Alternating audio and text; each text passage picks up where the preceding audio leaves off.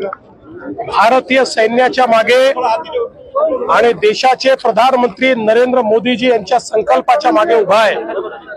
आणि म्हणूनच केवळ शहरात नाही, केवळ मोठ्या गावात नाही, तर ग्रामपंचायतीमध्येही प्रत्येक व्यक्ती हा सैन्याच्या पाठीशी उभा आहे हे दर्शवलं पाहिजे, हे पोचलं पाहिजे।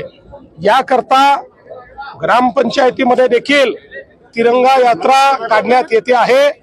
आणि आज या तिरंगा यात्रेच्या निमित्ताने खापरखेडा ग्रामपंचायतीमध्ये मी आलो आहे।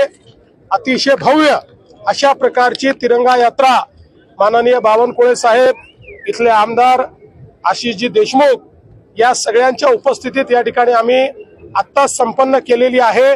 आणि लोकांचा उत्साह असा आहे की भारतीय सैन्याच्या प्रती एक प्रकारे ही जी काही भावना भारतामध्ये पाहायला मिळते, देशाचे प्रधानमंत्री माननीय नरेंद्र मोदीजी यांच्या संकल्पासोबत संपूर्ण भारत देश उभा आहे हे आपल्याला या ठिकाणी पाहायला मिळते। सगळ्या यात्रांमध्ये सर्वसामान्य लोक दिसत आहेत, पक्षविरहित लोक दिसत आहेत।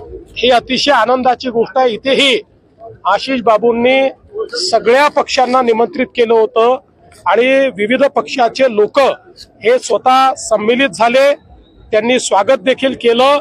कारण हा पक्षाचा प्रश्न नाही, इथे पक्षाचा झेंडा नाही, इथे पक्षाचा दंडा नाही, हा भारताचा प्रश्न आहे। ही भारताची यात्रा आहे, ही तिरंग्याची यात्रा आहे। आमच्या गळ्यातही तिरंगा आहे, आमच्या हातातही तिरंगा आहे। पाकिस्तानचा खोटेपणा आता उघड होत आहे आणि तिथले पंतप्रधानांनी अगदी कबूल सुद्धा केलं की आमचे तळ उद्ध्वस्त आणि त्यांनी ते तळ रिपेअरिंग साठी टेंडर सुद्धा काढलेलं आहे काल।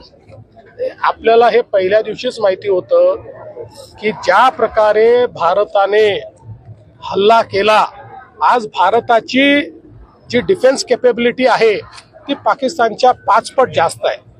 आज जगातल्या पहिल्या 5 आर्मीमध्ये किंवा नेव्हीमध्ये किंवा एअरफोर्समध्ये भारताची गणना होते, अशा प्रकारची भारताची परिस्थिती आहे।